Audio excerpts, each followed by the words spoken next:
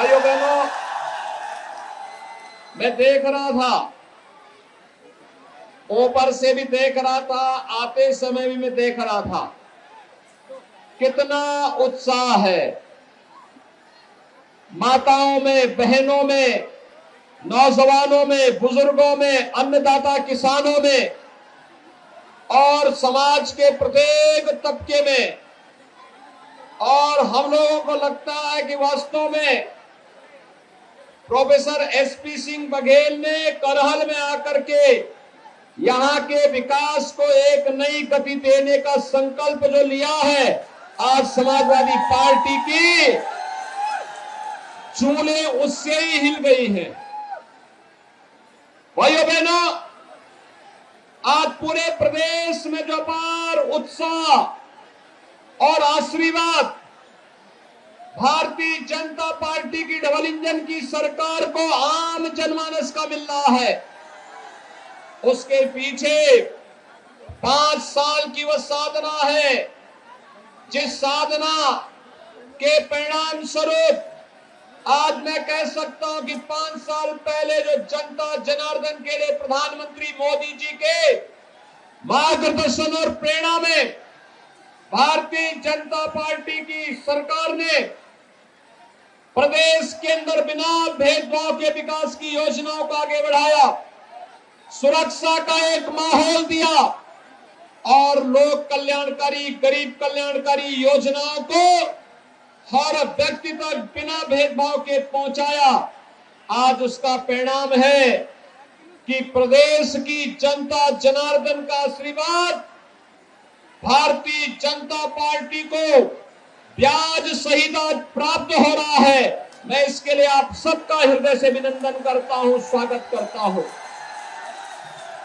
भाइयों बहनों, समाजवादी पार्टी के लोग आज बौखला गए हैं। करहल में अपनी करारी हार को देखते हुए वे अब आपा खो चुके हैं।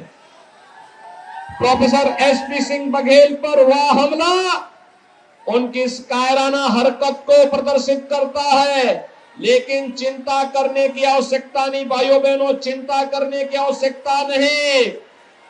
याद करना, हमने 5 साल के अंदर समाजवादी पार्टी के संरक्षण में पलने वाले पेशेवर गुंडे और अपराधियों के खिलाफ बिना किसी मान मनोबल के कार्रवाई की है।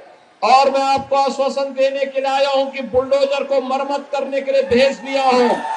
10 मार्च के बाद जब ये फिर से चलना प्रारंभ होगा तो जिन लोगों में भी ज्यादा गर्मी निकल रही है, भाइयों बहनों, ये गर्मी 10 मार्च के बाद अपने आप शांत हो जाएगी। भाइयों बहनों, मुझे बताया जा रहा है कि समाजवादी पार्टी के गुर्गे जगह जगह जाकर के भारतीय जनता पार्टी के कार्यकर्ताओं को, समर्थकों को धमका रहे हैं। लेकिन अब ये धमकीबाज बहुत ज्यादा समय तक नहीं चल पाएंगे। चुनाव की प्रक्रिया 10 मार्च को संपन्न हो जाएगी और 10 मार्च के दिन जब भारतीय जनता पार्टी प्रचंड बहुमत की सरकार बनाएगी, तब आप देखना फिर क्या प्रदेश के अंदर कानून का राज कैसे स्थापित होता है। और कानून का राज फिर से प्रदेश की जनता जनार्दन देखेगी। भाइयों बहनों, जो ये उत्साह है आप लोगों का, ये उत्साह वास्तव में वास्तविक उत्साह है। वैसे आप बहुत बुद्धिमान हैं। याद करना, आजमगढ़ ने उन्हें सांसद चुना और कोरोना कालखंड में एक भी बार आजमगढ़ नहीं गए, इसलिए वहां से उन्होंने लड़ने का साहस नहीं किया। उनको लगा कि नेताजी की विरासत को मैं हथिया लूं। एक तो आप देख रहे होंगे, मुझे कल एक तस्वीर से आज के समाचार पत्रों में बड़ी हंसी आई और बड़ी मैं अफसोस भी कर रहा था। बेचारा शिवपाल जो प्रदेश का नेता था, कल उसको बैठने के लिए कुर्सी भी नहीं मिली। कैसे वहां कुर्सी नहीं मिली और वह मुंह लटकाए बैठा था। क्या दुर्गति थी, क्या दुर्गति थी उसकी। और वह दुर्गति देखते हुए मुझे तो कल बड़ा लग रहा था कि कहां ये प्रदेश भर में घूमता था, हजारों लोग उनके साथ जाते थे। नेताजी का प्रमुख सिपा सालार हुआ करता था और कल उस बेचारे को कुर्सी का हत्था मिला बैठने के लिए, कुर्सी का हत्था। यानी आज के दिन पर अगर किसी व्यक्ति को आप दुर्गति का जीता जागता नमूना देख सकते हैं तो शिवपाल यादव उसका एक जीता जागता नमूना आपको मिल जाएगा। और दूसरा, नेताजी भी बहुत होशियार हैं। कल वे आए थे, वे जानते हैं करहल की जनता फैसला कर चुकी है कि प्रोफेसर एसपी सिंह बघेल ही उनका नेता होगा। तो नेताजी ने कल यही कहा कि भाई ठीक है, तुम लोग जो चाहो तय कर लो, अपना विधायक चुन लो। दूसरा व्यक्ति बोला जा रहा है कि नाम बोल दीजिए, नाम बोल दीजिए। वो कह रहे कौन लड़ रहा है यहां से सपा का प्रत्याशी, मुझे तो पता ही नहीं है। अब ये दुर्गति हो गई हो कि बाप पुत्र का नाम न जान रहा हो। तो भाइयों बहनों, ये सपा की पूरे प्रदेश के अंदर की दुर्गति को भी प्रदर्शित करता है। और इसीलिए आज मैं आपका आह्वान करने के लिए आया हूं कि भाइयों बहनों, मैनपुरी में पहली बार भारतीय जनता पार्टी 4 की 4 सीटों पर अपनी विजय पताका फहराएगी। मैनपुरी है, करहल है, भोगांव है, किसनी है, चारों पर भारतीय जनता पार्टी जीतेगी। लेकिन इसके लिए हम लोगों को अभी भी निश्चिंत नहीं होना है, क्योंकि जिन लोगों ने प्रदेश को पूरी तरह चढ़ करके बर्बाद करने का कार्य किया हो, जिन लोगों ने करहल को उसकी पहचान दिलाने का नहीं, मैं देख रहा था कितनी गरीबी है, कितनी बदहाल स्थिति है, कितना बेरोजगारी है और किस हद तक जाकर के लोगों का शोषण किया गया है। आज भी करहल जैसे क्षेत्र ने, जिसने प्रदेश को नेतृत्व दिया हो किसी कालखंड में, आज भाइयों बहनों यहां पर तो विकास आसमान छूते हुए दिखाई देना चाहिए था। लेकिन समाजवादी कुनबे को विकास पसंद नहीं, उनके लिए सबका साथ और सिपाही खानदान का मात्र विकास, यही एकमात्र उनका नारा है, बाकी उनका कोई नारा नहीं। आपने देखा होगा उनकी संवेदना कभी गरीबों के प्रति नहीं थी, गांव के विकास के प्रति नहीं थी, नौजवान के रोजगार के लिए नहीं थी, अन्नदाता किसान की खुशहाली के लिए भी नहीं थी। उनकी संवेदना तो आतंकवादियों के प्रति थी। याद करिए, समाजवादी पार्टी में जो आज समाजवादी पार्टी के प्रत्याशी हैं, आपके इस सीट पर चुनाव लड़ रहे हैं, याद करिए 2012 में जब वो मुख्यमंत्री बने थे, उन्होंने पहला फैसला क्या लिया था? पहला फैसला था अयोध्या में राम जन्मभूमि पर आतंकी हमला करने वाले आतंकवादियों के मुकदमों को वापस लेने का। उनका पहला फैसला था काशी में संकट मोचन मंदिर पर आतंकी हमला करने वाले आतंकवादियों के मुकदमों को वापस लेने का, कचहरियों पर हमला करने वाले आतंकवादियों के मुकदमों को वापस लेने का था। लेकिन भाइयों बहनों, आपके आशीर्वाद से, प्रधानमंत्री मोदी जी के आह्वान पर, जब उत्तर प्रदेश की जनता ने 2017 में भारतीय जनता पार्टी की सरकार बनाई और प्रोफेसर एसपी सिंह बघेल जी उस समय मंत्रिमंडल में मेरे सहयोगी बने, हमने पहला निर्णय लिया था उत्तर प्रदेश के 86 लाख किसानों का 36,000 करोड़ रुपए कर्ज माफी का।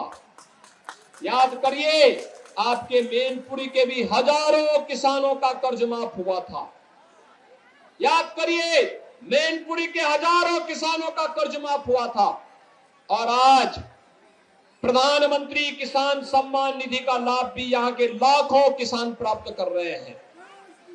हमारी संवेदना किसानों के प्रति थी, हमारी संवेदना बेटियों की सुरक्षा के लिए थी। हर बेटी सुरक्षित रहेगी, इसके लिए एंटी रोमियो स्क्वाड का गठन हमारी सरकार ने उस समय किया था। और भाइयों बहनों, समाजवादी पार्टी की सरकार ने इस पूरे क्षेत्र को डार्क जोन घोषित कर दिया था। और भाइयों बहनों, हमारी सरकार आई, डार्क जोन से मुक्त करते हुए हम लोगों ने किसानों के खेत में पानी पहुंचाने की कार्रवाई को आगे बढ़ाया है। और अभी तो हम लोग भाइयों बहनों पंचनद परियोजना को आगे बढ़ाने का कार्य कर रहे हैं। पंचनद की परियोजना आगे बढ़ेगी, मैनपुरी के हर घर में शुद्ध पेयजल, घर घर घर नल की योजना पहुंचाने का काम भी हम लोग करने जा रहे हैं। भाइयों बहनों, विकास की अपनी एक सोच होती है, विकास की अपनी एक सोच होती है। आज उत्तर प्रदेश तेजी के साथ आगे बढ़ता हुआ दिखाई दे रहा है। आज उत्तर प्रदेश विकास की एक नई बुलंदियों को छू रहा है। आज उत्तर प्रदेश के अंदर व्यापारी सुरक्षित है। हमारे नौजवान के भविष्य के साथ कोई खिलवाड़ नहीं कर सकता, बहन बेटियों की इज्जत के साथ कोई खिलवाड़ नहीं कर सकता, बात बात को लेके कोई दंगा फसाद नहीं कर सकता। आज उत्तर प्रदेश के अंदर कर्फ्यू नहीं लगता। आज तो भाइयों बहनों व्यापारियों पर कोई बमबाजी भी नहीं कर सकता।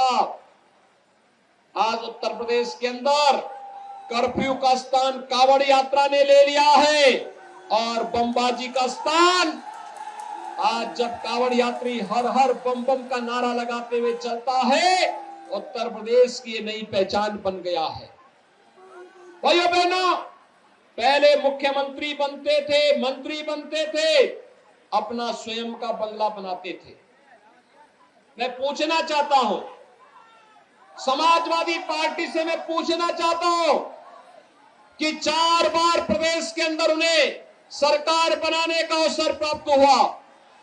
इन 4 बारों में उनकी उपलब्धि क्या है? उन्होंने अपराधियों के खिलाफ कार्रवाई नहीं की, लेकिन राम भक्तों पर गोलियां जरूर चलाई थी।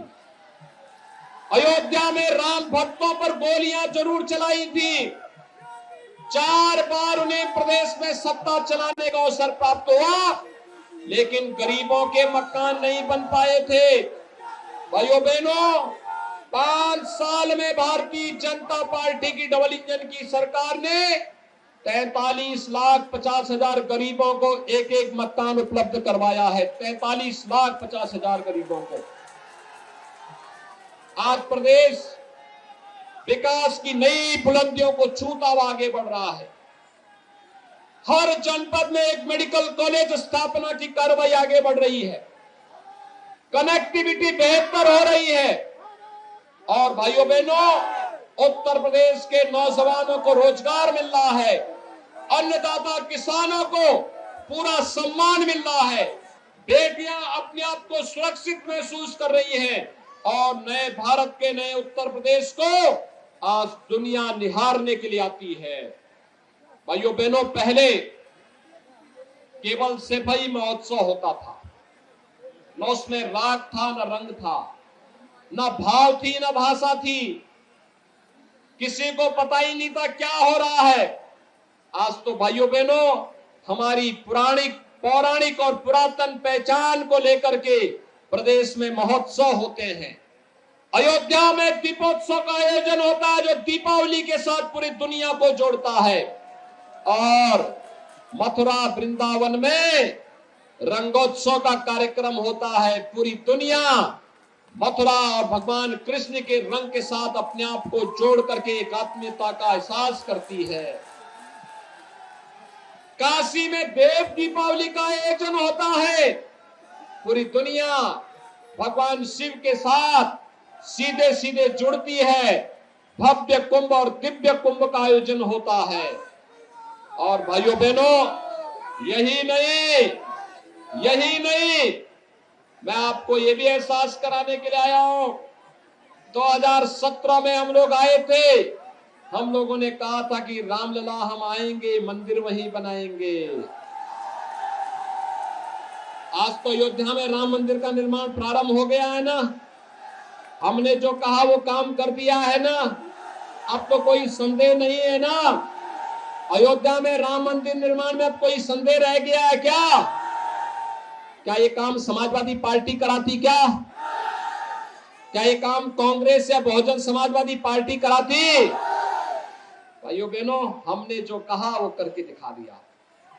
अयोध्या में 500 वर्षों के बाद न जाने हमारी कितनी पीढ़ियां चली गई, न जाने कितनी पीढ़ी चली गई, उनके मन में एक ही टीस रहा करती थी, काश अपने प्रभु राम का मंदिर बनते हुए हम भी देख पाते, काश हमारे प्रभु राम का भव्य मंदिर बन गया होता। लेकिन भाइयों बहनों, डबल इंजन की सरकार का यही लाभ है। आज अयोध्या में प्रधानमंत्री मोदी जी ने कोरोना भी प्रधानमंत्री जी का मार्ग नहीं रोक पाया, राम मंदिर के मार्ग को नहीं रोक पाया। जिसने पूरी दुनिया के मार्ग को रोका है, वह कोरोना भी राम मंदिर के निर्माण के मार्ग को नहीं रोक पाया। 5 अगस्त 2020 को प्रधानमंत्री मोदी जी ने अयोध्या में श्री राम मंदिर के भव्य मंदिर निर्माण का कार्य शुभारंभ कर दिया है और 2023 तक अयोध्या में भगवान राम का भव्य मंदिर बनेगा, रामलला विराजमान होंगे। तो भाइयों बहनों, ये राम मंदिर भारत का राष्ट्र मंदिर होगा, राष्ट्र मंदिर। भाइयों बहनों, काशी में काशी विश्वनाथ धाम और मथुरा वृंदावन में ब्रज तीर्थ विकास परिषद के माध्यम से भी विकास एक नई ऊंचाइयों को पहुंचाने का कार्य हो रहा है। और आज भाइयों बहनों, मैं आपको यही कहने के लिए आया हूं, वर्तमान में पूरी दुनिया कोरोना महामारी की चपेट में है। कोरोना में फ्री में टेस्ट, फ्री में उपचार, फ्री में वैक्सीन भी मिला कि नहीं मिला है? कितने लोगों ने वैक्सीन लिया है? सड़क के उस पार कितने लोगों ने लिया है वैक्सीन? थोड़ा हाथ खड़ा करके बोलो भाई, देखो मेरी सभा में डरने की आवश्यकता नहीं। वैसे भी आप तो बहादुर हैं, आप तो बड़े बहादुर हैं।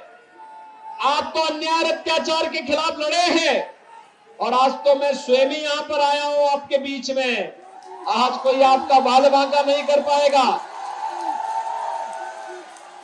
कितने लोगों ने वैक्सीन ली है? दोनों हाथ ईमानदारी से खड़ा करके थोड़ा मुझे बताइए। भाइयों बहनों, मैं आप सबका अभिनंदन करता हूं। देखो ना, यहां पे समाजवादी पार्टी के जो प्रत्याशी हैं, स्वघोषित प्रत्याशी हैं, उन्होंने कहा था कि वैक्सीन नहीं लेंगे। आप सोचिए, अगर ये वैक्सीन नहीं लेते तो कोरोना महामारी हमें छोड़ती क्या? ये तो हमारे जीवन के साथ खिलवाड़ कर रहा था। यानी ये व्यक्ति हमारा हित चिंतक नहीं, हमारी जान के साथ खिलवाड़ कर रहा था। आप मुझे बताइए, जो संकट का साथी है वही साथी होगा ना? शेष तो अवसरवादी होंगे ना? और उस समय समाजवादी पार्टी ने भी कहा था कि ये तो मोदी वैक्सीन है, ये बीजेपी वैक्सीन है, कहा था ना? आज भाइयों बहनों, उनको जवाब देने की आवश्यकता है कि अगर ये मोदी वैक्सीन और बीजेपी वैक्सीन से हमारी जान बची है तो फिर वोट भी इसी भाजपा को देना है और मोदी जी के आह्वान पर ही देना है। आप तय कर चुके हैं ना? अच्छा, मुझे एक बात बताओ, कोरोना कालखंड में आपको फ्री में राशन मिल रहा है कि नहीं मिल रहा है? क्या ये समाजवादी पार्टी की सरकार में भी मिलता था क्या? वहां पे तो उनके गुर्गों के लिए पूरा नहीं होता था। पूरे प्रदेश में ऐसे झपटते थे वे जैसे भूखे नंगे हो। पूरे प्रदेश को नोच खाना चाहते थे। और इसलिए भाइयों बहनों, ये डबल इंजन की सरकार है तो 2 बार राशन भी दे रहे हैं। एक कोई हम आप पर, एक कोई हम लोग मेहरबानी नहीं कर रहे हैं। ये हमारा दायित्व था और प्रधानमंत्री मोदी जी का आदेश था कि जनता को कोई परेशानी नहीं होनी चाहिए इस महामारी के दौरान। भाइयों बहनों, 15 करोड़ गरीबों को महीने में 2 बार फ्री में राशन, और भाइयों बहनों दाल भी और रिफाइंड तेल भी दिया जा रहा है, और साथ साथ 1 किलो नमक भी, और अंत्योदय परिवार को 1 किलो चीनी भी मिल रहा है ना। भाइयों बहनों, मैं आपको एक बात और बताना चाहता हूं। समाजवादी पार्टी ने कभी अपनी संवेदना गरीब के प्रति व्यक्त नहीं की। इनके शासन काल में गरीब भूखों मरता था और अन्नदाता किसान आत्महत्या करने के लिए मजबूर होता था। आज मैं कह सकता हूं, जब 5 साल का कार्यकाल भारतीय जनता पार्टी की डबल इंजन की सरकार का पूरा होने जा रहा है, आज मैं कह सकता हूं कि हमारे यहां कोई गरीब भूखों नहीं मर सकता है और कोई अन्नदाता किसान पैसे के अभाव में आत्महत्या नहीं करेगा, क्योंकि हम तो प्रदेश के अंदर 2 करोड़ 54 लाख किसानों को प्रधानमंत्री किसान सम्मान निधि में सालाना 6,000 रुपए उनके खाते में डाल रहे हैं। और यही नहीं, वृद्धजनों के लिए, विधवा महिलाओं के लिए, दिव्यांग जनों को भी 12,000 रुपए सालाना पेंशन की सुविधा उपलब्ध करवा रहे हैं। 12,000 रुपए सालाना। 1 करोड़ ऐसे परिवार हैं जिनको 12,000 रुपए सालाना पेंशन दे रहे हैं। और भाइयों बहनों, हमने एक और निर्णय लिया है। इस सिपाही खानदान कभी चाहता ही नहीं था कि किसी और का विकास हो। मैं अभी परसों सिरसागंज गया था। एसपी सिंह बघेल जी का वो कार्य क्षेत्र रहा है। श्री हरिओम यादव वहां चुनाव लड़ रहे हैं, तो हरिओम यादव को समाजवादी पार्टी ने बिना किसी वजह के निकाल दिया। तो हरिओम यादव को भारतीय जनता पार्टी ने सपोर्ट किया, और ऐसे ही बड़ी सभा हरिओम यादव जी के समर्थन में थी। और हरिओम यादव ने उस दिन यही कहा, मैंने हरिओम यादव से पूछा, मैंने कहा ये तो बताओ कि भाई आपको क्यों निकाल दिया। उन्होंने कहा इस सिपाही खानदान चाहता ही नहीं कि कोई जनाधार वाला कोई यादव उनके साथ रहे, और इसलिए उन्होंने मुझे बाहर कर दिया। लेकिन आप चिंता मत करिए, उन्होंने कहा मुझे उस दिन, कहा फिरोजाबाद में 5 सीट है, सिरसागंज तो डंके की चोट पर जीतेंगे जीतेंगे। उन्होंने कहा कि सिरसागंज से हरिओम यादव, करहल से प्रोफेसर एसपी सिंह बघेल और मैनपुरी से ठाकुर जयवीर सिंह, ये तीनों जब मिल जाएंगे तो फिरोजाबाद और मैनपुरी की भी सभी 9 की 9 सीट भारतीय जनता पार्टी की झोली में होंगी। तो मैंने कहा, उन्होंने कहा देखिए सिपाही खानदान का तो एक ही नारा है, एक ही नारा है, सबका साथ, लेकिन सिपाही खानदान का विकास। नौकरी निकलती थी नौजवानों के लिए, और चाचा और भतीजा वसूली के लिए निकल पड़ते थे। किसी नौजवान को बिना पैसे के नौकरी देते थे क्या ये लोग? हमारे नौजवानों के भविष्य के साथ खिलवाड़ करते थे। और अभी तो इन्होंने इतना बड़ा अनर्थ किया, हम लोग प्रदेश के 1 करोड़ नौजवान को टैबलेट और स्मार्टफोन दे रहे थे, इन्होंने चुनाव आयोग को शिकायत कर दी, जबकि पहले से चली आ रही योजना थी। 6 महीने पहले हमने योजना लॉन्च कर दी थी।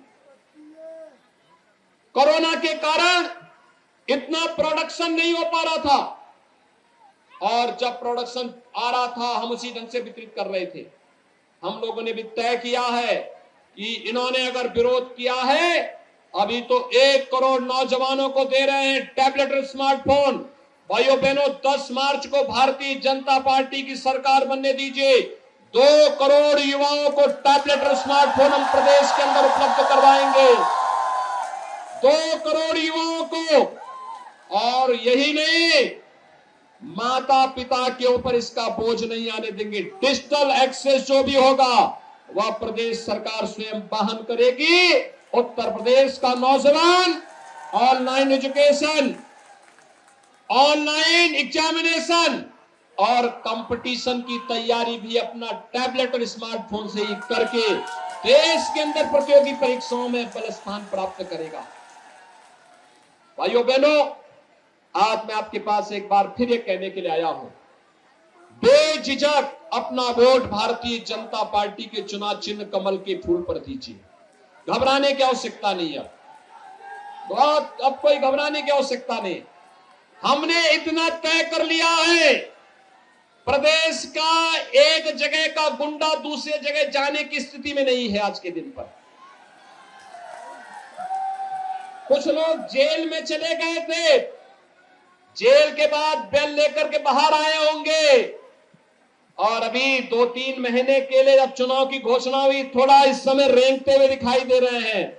भाइयों बहनों, इनका रेंगना 10 मार्च के बाद भी बंद हो जाएगा। घबराने की आवश्यकता नहीं, क्योंकि हम तो तय कर चुके हैं।